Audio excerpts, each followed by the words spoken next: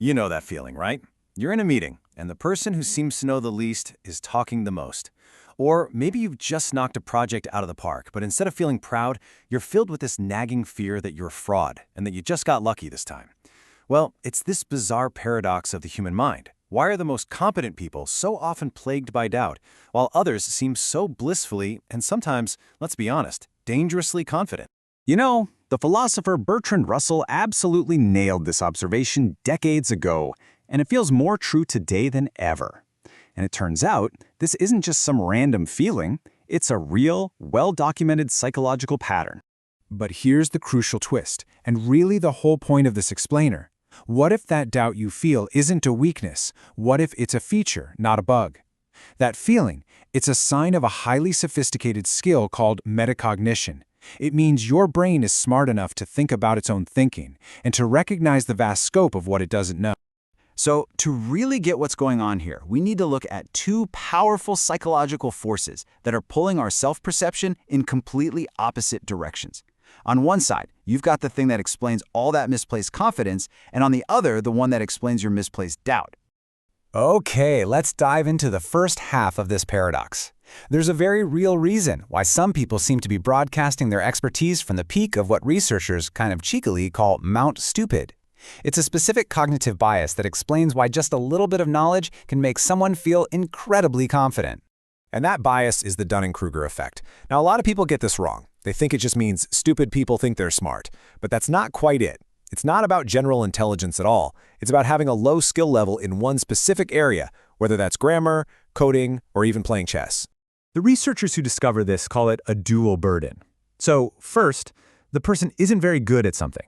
But second, and this is the key part, the very skills they're missing are the same skills they would need to recognize how bad they are. They just don't have the tools to accurately judge their own performance. And just how big is this blind spot? It can be staggering. In the original 1999 study, people who scored in the 12th percentile, that is, the bottom 12% on tests of logic and grammar, while on average, they thought they performed at the 62nd percentile. They weren't just a little bit off, they were profoundly unaware of how poorly they did. All right, now let's flip this whole thing on its head and look at the complete opposite end of the spectrum. And this is the side that probably feels a lot more familiar to many of you. It's the curse of competence, where success doesn't bring confidence, but instead that constant, nagging feeling that you're an imposter. Psychologists call this the imposter phenomenon. And it's not about your actual ability, it's all about this feeling of being a fake. So even with all the evidence, degrees, promotions, praise, the person deep down believes they've just managed to fool everyone. Any success they have gets chalked up to luck or timing or anything but their own skill. And this feeling of being a fraud, it drives all sorts of self-sabotaging behaviors. Because you're terrified of being found out, you get stuck in analysis paralysis, overthinking things until you just don't decide at all. Or maybe you become a perfectionist because you believe that if anything is less than flawless, your incompetence will be exposed for all to see. It's just a vicious cycle of anxiety, all fueled by this deep lack of confidence. So, let's put it all together side by side. This really lays it out perfectly. On one end, you have low performers whose lack of skill literally blinds them to their own shortcomings. They think, I know enough. And on the other end, you have high performers whose deep knowledge makes them painfully aware of how much they don't know, which leads them to underestimate themselves and feel like a total fraud. And this brings us right back to our big question. We've laid out the problem, but what if we've been looking at it all wrong? What if the doubt that high achievers feel isn't a sign of weakness, but a signal of something else entirely? This is where we flip the script. Let's stop looking at this self-doubt as a curse and start seeing it for what it really is, proof of a highly developed brain function. It's a hidden strength, a superpower, that the overconfident person completely lacks. It's all because of that metacognition we talked about, your ability to step back and actually evaluate your own thinking. The reason you doubt yourself is precisely because you're skilled enough to see how complex a topic is, to see the nuance, and to know exactly where the boundaries of your knowledge are.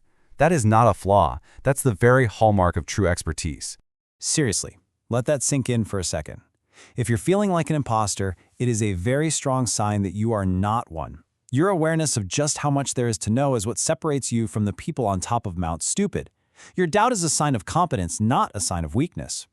Okay, so If doubt is actually a sign that you know what you're doing, the goal isn't to get rid of it. The goal is to learn how to manage it, to turn that critical inner voice from an enemy that paralyzes you into a tool that helps you grow. So how do we do that? Well, it all starts with changing how you think about intelligence itself. That imposter feeling just loves what's called a fixed mindset. This idea that your intelligence is set in stone. If you believe that, then any failure feels like proof that you're just not smart enough. But the antidote is a growth mindset, the belief that you can develop your abilities.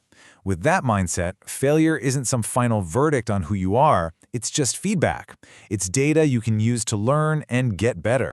So here are 3 things you can start doing right now to harness that self-awareness. First, go out and actively ask for honest, constructive feedback. It's the best way to get a more accurate picture of your skills. Second, when you mess up, consciously reframe it. Tell yourself, this isn't a verdict, it's a data point. And third, really practice adopting that growth mindset. Remind yourself that challenges are how you get smarter, not just tests to prove you already are. So let's end with this thought. That doubt you feel, that's the engine of your curiosity. It's what pushes you to learn more, to prepare better, and to stay humble. So instead of letting it paralyze you, what if you started to see it as your guide? What could you accomplish if you trusted that the very fact that you have doubts means you're probably on exactly the right track?